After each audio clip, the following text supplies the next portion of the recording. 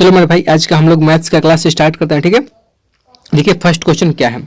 ए अनुपात बी, ए अनुपात बी बराबर 3:5, बी अनुपात सी बराबर 4:7। तो ए बी सी का अनुपात ज्ञात करना है। ठीक है, देखिए हम यहाँ पे लिखते हैं ए बी अनुपात सी। ठीक है, देखिए ए और बी का जो अनुपात है 3:5 है, तो 3:5 लिख दिए। ठीक है, फिर उसके बाद बी और सी का अनुपात कितना है, तो 4:7 है, तो यहाँ पे 4:7 लिखेंगे। देखिए ये जो बी का 5 है ना, इसको हम इस साइड में बढ़ाएंगे सी की तरफ, तो 5 आ जाएगा। ठीक है, और जो लास्ट में यहाँ पे जो बी का 4 है, इसको हम ए की तरफ बढ़ाएंगे, तो ये 4 हो गया। और सबको मल्टीप्लाई कर दें। देखिए 4 के पहाड़े 3 बार पढ़ेंगे तो 12 आएगा, अनुपात का चिन्ह देंगे। 5 के पहाड़े 4 बार तो 20 आएगा, फिर अनुपात का चिन्ह, और 7 के पहाड़ा 5 बार तो 35। देखिए 12:20:35 किस ऑप्शन में है, वही इसका करेक्ट आंसर हो जाएगा। ठीक है, इसका करेक्ट आंसर क्या हो जाएगा, ऑप्शन नंबर डी इसका करेक्ट आंसर हो जाएगा। क्या हो जाएगा, डी इसका करेक्ट आंसर हो जाएगा। ठीक है, चलिए नेक्स्ट क्वेश्चन को देखते हैं। इसका डी करेक्ट आंसर इसका हो जाएगा। ठीक है, चलिए नेक्स्ट क्वेश्चन को देखते हैं। नेक्स्ट क्वेश्चन क्या बोला, देखिए धारा की दिशा में नाव की गति 12 किलोमीटर प्रति घंटा और धारा के प्रतिकूल नाव की गति 8 किलोमीटर प्रति घंटा। तो शांत जल में 24 किलोमीटर दूरी तय करने में एक नाव को कितना समय लगेगा, क्वेश्चन है। ठीक है, आइए क्वेश्चन को देखते हैं। देखिए अगर बात करें हम कि एक्स, देखिए धारा की जो चाल होती है वो एक्स होती है। ठीक है, जो नाव की चाल होती है वो एक्स होती है। ठीक है, देखिए कंडीशन क्या बोला है, एक साथ जब जाएगा, जब धारा के दिशा में जब जाएगा, ठीक है, और ये नाव भी जा रही है, इसका भी नाव का स्पीड है और धारा का भी स्पीड है, तो x + y के स्पीड से जाएगी, क्योंकि धारा का स्पीड और प्लस में नाव के स्पीड, तो x + y बराबर दे दिया है आपको 12 किलोमीटर प्रति घंटा। ठीक है, चलिए और फिर दिया है आपको, क्या चीज दिया है देखते हैं।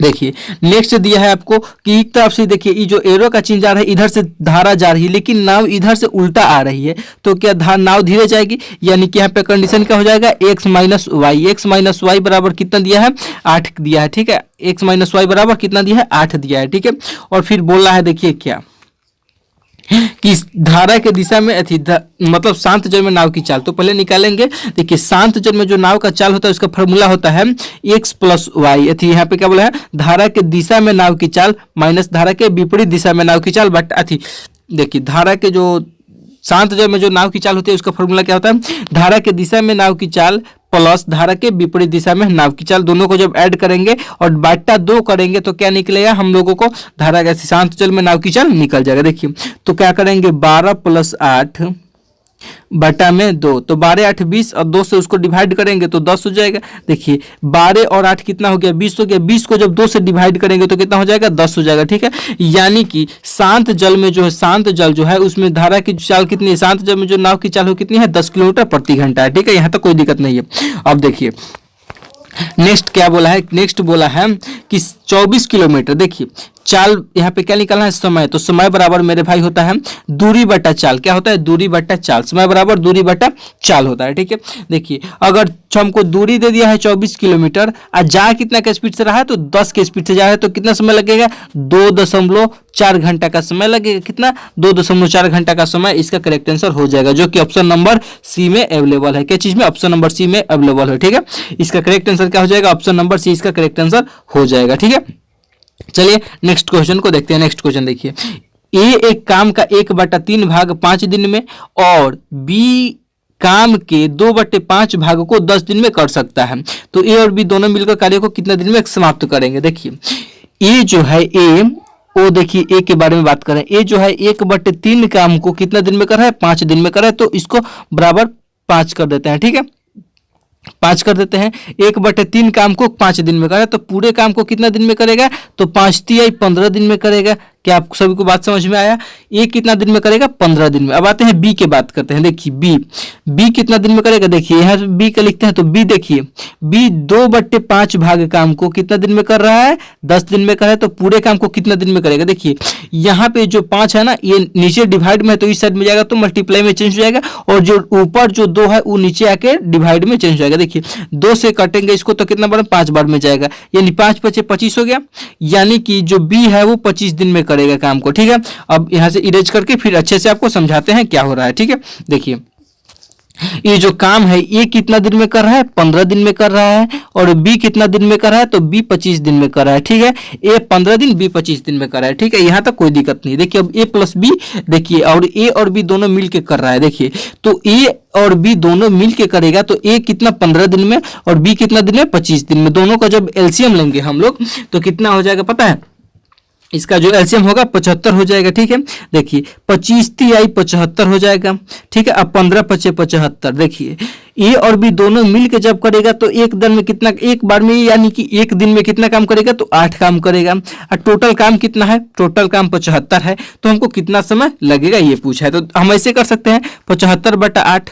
देखिए 8 के पहाड़े में 75 से कम कितना कटेगा, देखिए 8 के पहाड़े में 9 बार में 72 आता है, तो 9 बार में तो हम लोग काट देंगे 72, 3 बच रहा है। देखिए हम इसको पेन चेंज करते हैं, देखिए 9 बार में तो मेरे भाई हम लोग उसको 72 काट रहे हैं, 3 बच रहा है और 8 से डिवाइड कर रहे हैं, यानी कि कितना आएगा इसका करेक्ट आंसर, देखिए 9.3/8। ऑप्शन नंबर किस में है, तो ऑप्शन नंबर बी में है। किस में है, ऑप्शन नंबर बी इसका करेक्ट हो जाएगा, ठीक है। ऑप्शन बी इसका करेक्ट हो जाएगा कितना, 3। जो इसका ऑप्शन क्या है, ऑप्शन नंबर इसका जो ये वाला है ऑप्शन बी है, ये करेक्ट हो जाएगा। 9.3/8 दिन में ये समाप्त हो जाएगा, ठीक है। चलिए नेक्स्ट क्वेश्चन को देखते हैं। नेक्स्ट क्वेश्चन देखिए क्या बोला, एक काम को 12 दिन में कर सकता है। ए जो है एक काम को 12 दिन में और बी उसी काम को 18 दिन में कर सकता है। वो 2 दिनों तक वे साथ काम करते हैं, उसके बाद एक काम छोड़ देता है, बचे हुए काम को बी कितने दिन में पूरा करेगा, क्वेश्चन है। तो देखिए इस क्वेश्चन को क्या करते हैं, देखिए ए जो है ए और बी है, बात सही है। देखिए ए जो है उस कार्य को 12 दिन में कर रहा है और बी 18 दिन में कर रहा है, ठीक है। ए 12 दिन, बी 18, इसका एलसीएम हो जाएगा 36 हो जाएगा, बात सही है। 36 हो गया। देखिए 12 के पहाड़े में 36 3 बार में, और यहाँ पे 12 के पहाड़े में 36 कितना बार में, 3 बार में, और 18 के पहाड़े में 2 बार में। देखिए दोनों मिल के जब ए और बी दोनों मिलेगा तो एक दिन में 5 काम होगा, 5 काम होगा ना, दोनों जब मिलेगा तो एक दिन में 5 काम हो जाएगा, बात सही है। लेकिन ये कितना 2 दिन तक कर रहे हैं, तो एक दिन में 5 काम, तो 2 दिन में कितने काम करेंगे, 10 काम करेंगे। देखिए टोटल जो काम था वो 36 काम था, उसमें से 10 काम कर दिए तो कितना बचा, तो 26 को काम बच गया, बात सही है। 26 को काम बच गया।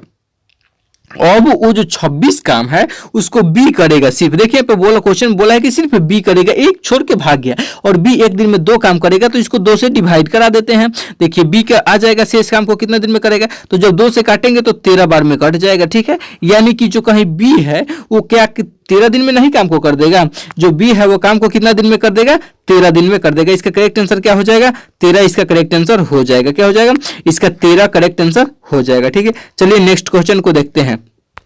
देखिए नेक्स्ट क्वेश्चन क्या बोला है, जॉन ने एक धनराशि को 10% वार्षिक ब्याज की दर से निवेशित किया। 4 वर्षों के बाद वह धनराशि ब्याज सहित 77 कितना हो गया, 770 रुपए हो जाती है। तो धनराशि कितनी थी, क्वेश्चन पूछा है।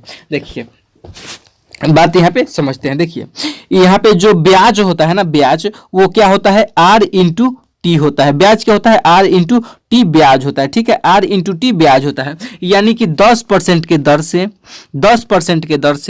4 साल का जो ब्याज होगा, तो देखिए 10 चौके 40% हो जाएगा ब्याज तो 40% होगा। और अपने आप में क्या होता है, मूलधन जो होता है ना 100 होता है, तो 100 मेरे पास मूलधन हो गया और 40 ब्याज हो गया, तो कितना हो गया, टोटल 140 रुपया हो गया ब्याज सहित मिश्रधन, ठीक है। मिश्रधन कितना हो गया, 140 रुपया हो गया, बात सही है। अगर ये आपको नहीं समझ में आया तो दूसरा तरीका हम बता रहे हैं, ठीक है। देखिए मान लेते हैं कि मेरे पास 100 रुपए है, मान लेते हैं, और देखिए 10% के दर से 4 साल का जो ब्याज होगा, तो देखिए कितना हो जाएगा, बटा 100 करेंगे। देखिए मूलधन गुने समय गुने दर बटा 100, ठीक है। अब देखिए 100 से 100 कट गया, 10 चौके 40, देखिए 40 रुपया तो मेरे पास ब्याज आ गया, लेकिन मिश्रधन बोला है ना, तो मिश्रधन तो ब्याज प्लस मूलधन होता है। क्या होता है, ब्याज प्लस मूलधन। देखिए तो मूलधन मेरे पास 100 रुपए है, ठीक है, और मेरे पास जो ब्याज आ गया वो 40 आ गया, तो कहीं ना कहीं कि 140 रुपया मेरे पास क्या हो गया, मिश्रधन हो गया, ठीक है। मेरे पास मिश्रधन कितना हो गया, 140 रुपए हो गया। यहां तक कोई दिक्कत नहीं है। चलिए नेक्स्ट देखते हैं। देखिए 140 रुपया ब्याज कब हुआ है, मिश्रधन कब हुआ है, जब हमने 100 माना था, लेकिन जब वहां से वो क्वेश्चन खुद दे दिया है कि नहीं 770 ₹70 है। तो देखिए इसको काट देते हैं, 1 से 1 0 से 1 0 कट गया। देखिए 7 के पहाड़े में 2 बार और 7 के पहाड़े में कितना बार में जाएगा, 11 बार में जाएगा। जब 2 से काटेंगे तो 5 बार में जाएगा। देखिए एक जो हम माने थे 100, उसके अनुसार एक तो माना गया कितना 5.5, यहाँ पे 5.5 होगा। 1 बराबर 5.5 तो 100 बराबर कितना हो जाएगा, 100 बराबर मेरे भाई हो जाएगा आपको। देखिए 100 बराबर कितना हो जाएगा, तो देखिए 100 बराबर आपका हो जाएगा 5.5 गुने 100। ठीक है, जब इसको जब मल्टीप्लाई करेंगे पूरा में तो 550 इसका करेक्ट आंसर हो जाएगा। कितना, 550 इसका करेक्ट आंसर हो जाएगा, जो कि ऑप्शन नंबर सी में अवेलेबल है। क्या चीज, ऑप्शन नंबर सी में अवेलेबल है। कितना, 550। कितना है, 550 ऑप्शन नंबर सी में अवेलेबल है। इसका करेक्ट आंसर कितना हो जाएगा, 550। चलिए मेरे भाई बस आज के लिए इतना ही क्वेश्चन, मिलते हैं नेक्स्ट क्लास में। जय हिंद, जय भारत।